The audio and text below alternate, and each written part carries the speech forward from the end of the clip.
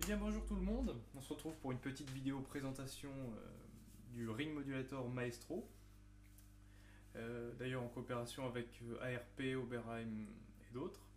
Donc il s'agit du premier Ring Modulator, le premier modèle de Ring Modulator créé, donc c'est en fait l'ancêtre du Moog MF102 si on va aller par là. Donc celui-ci date de 1972. Et il se trouve que j'ai pu acquérir ce Ring Modulator il n'y a pas longtemps, ce qui fait que je me suis empressé de faire une petite vidéo, étant donné qu'on n'en trouve pas beaucoup sur internet, et encore moins avec un orgamon. Donc pour les fans de Deep Purple, vous allez vite comprendre où je veux en venir, étant donné que Jon Lord utilisait exactement cette pédale d'effet sur son orgamon, notamment dans Space Trucking ou dans Lazy, dans Made in Japan par exemple. Donc vous allez voir ça dans un peu de temps. Donc voilà, c'est une pédale d'effet qui me tenait vraiment à cœur, et à ajouter cela à un orgamon, ben on a le son quoi. Donc alors on va commencer par une petite présentation de l'objet. Donc c'est très simple, le compartiment entre guillemets volume, pitch, modulation. Je ne sais pas si vous voyez à l'écran. Donc le volume, c'est tout simplement le volume de sortie, hein. Donc voilà, c'est externe à l'effet, c'est juste... ça apporte une jolie petite saturation.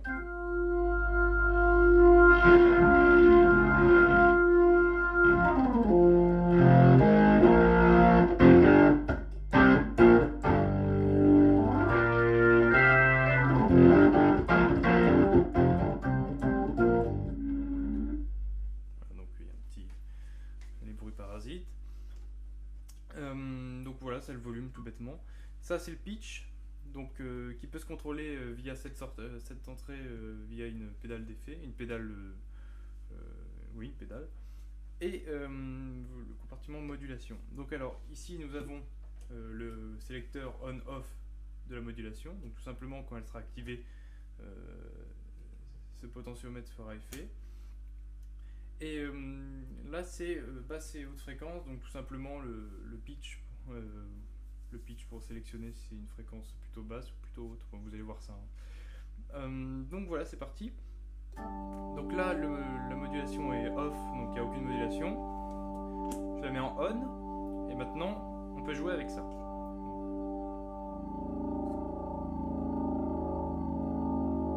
Voilà. Et c'est notamment avec ça que tout à l'heure j'ai fait Fireball. Donc voilà, donc pas de pitch, juste un peu de modulation. Donc en fait ce qui est intéressant, c'est que la modulation, en fait quand elle est à 0, on entend le son d'orgue pur. Voilà. Et quand on la monte, on perd petit à petit le son d'orgue. Et quand on est à 10, on a le son complètement modulé, quoi. On ne retrouve pas le timbre de l'orgue.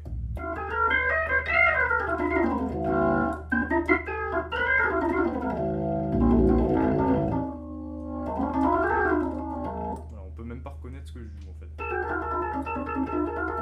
si, un petit peu. Voilà. Donc voilà, après vient le tour du pitch.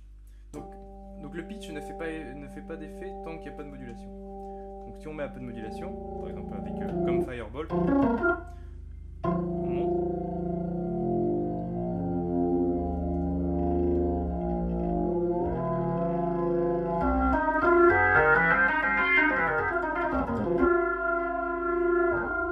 Donc voilà, quand on met en haute fréquence, déjà on entend tout de suite dans le bruit en fait, hein, moi j'appuie sur rien là, c'est un bruit naturel.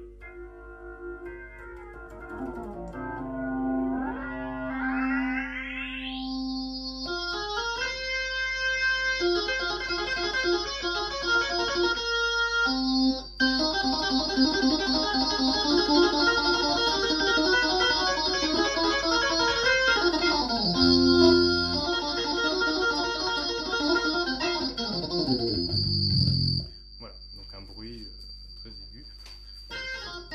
Donc d'ailleurs vous reconnaissez petit sifflement entre guillemets, on va l'appeler comme ça. Et ben c'est tout simplement avec ce réglage là que Jon Lord dans Lazy au début faisait ce bruit de réacteur là, vous savez. Donc, en fait j'appuie sur rien, il suffit juste de baisser le pitch. Donc là c'est un peu difficile pour moi parce que le bouton est cassé, ça fonctionne toujours mais il est cassé.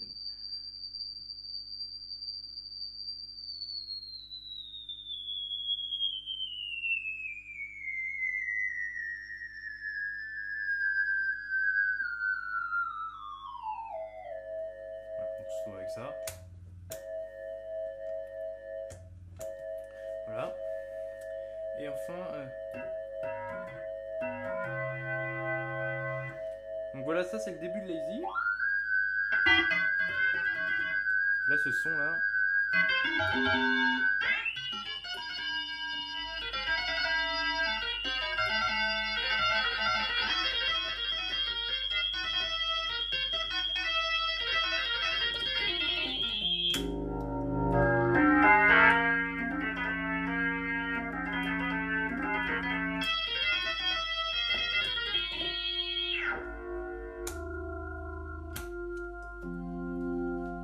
Voilà.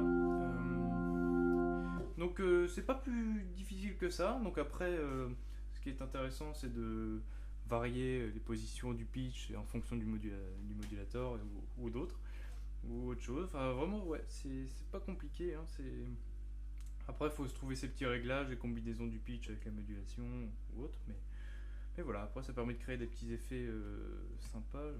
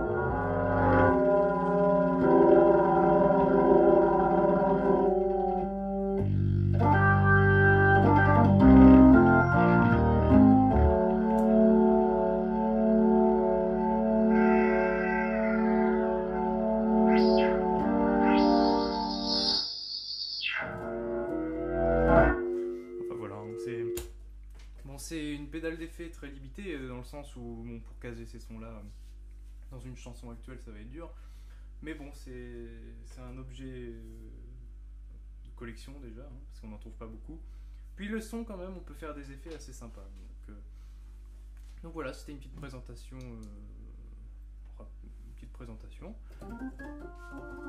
donc je pourrais éventuellement faire d'autres vidéos dessus hein, si vous le souhaitez, enfin si je vois dans les commentaires par exemple qu'il y en a qui me demandent de tester certains trucs pour eux, je peux le tester sur un son de Thunder Road, un son de piano, comme n'importe. Voilà, donc c'était le Ring Modulator Maestro, donc ce modèle c'est le RM1B.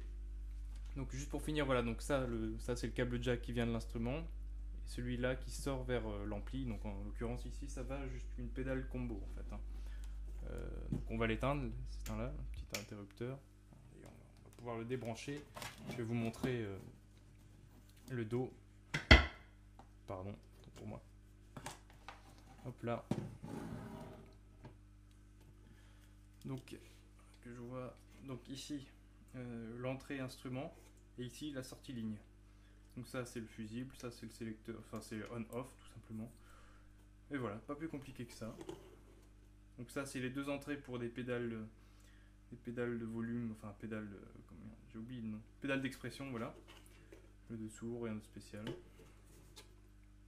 Voilà. Elle est très grosse, hein, c'est une pédale d'effet assez grosse. Pour comparer,